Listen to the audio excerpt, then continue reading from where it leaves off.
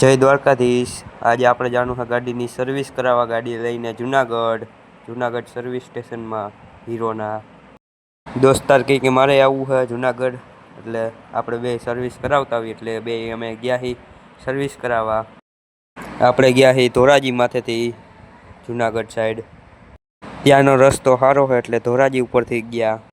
ગાડીને ઉપર કરી હતી તો માથામાંથી ટોપી ઉડી ગઈ, એટલે પછી ઊભી રાખીને પછી નાખી દીધી દફતરમાં ટોપી।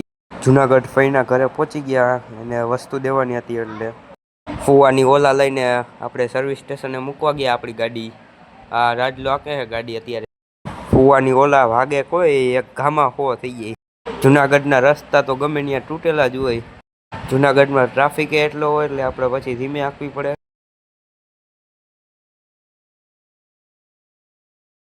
આપણી ગાડી છે, આ રાજલો આકે છે અત્યારે ગાડી શોરૂમે લઈને આવશે।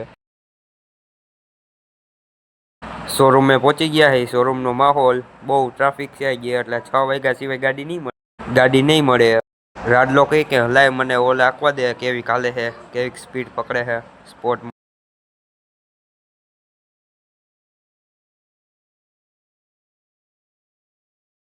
ઘરે પહોંચી ગયા, ઘરે આ બે લેસન કરે છે રાજલો ને આ કઈ છોકરી।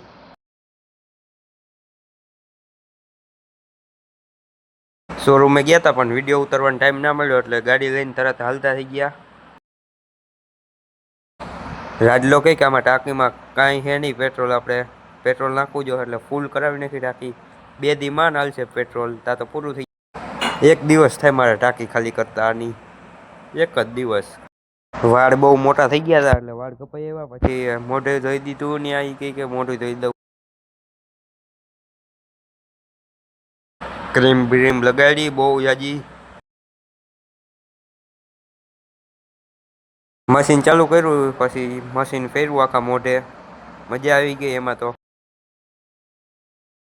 મોઢું લૂહી નાખ્યું, પછી પાવડર બાવડર લગાડી દીધો, ફૂલ પાવડર। પછી ઘરે પહોંચી ગયા। જય દ્વારકાધીશ બધાય।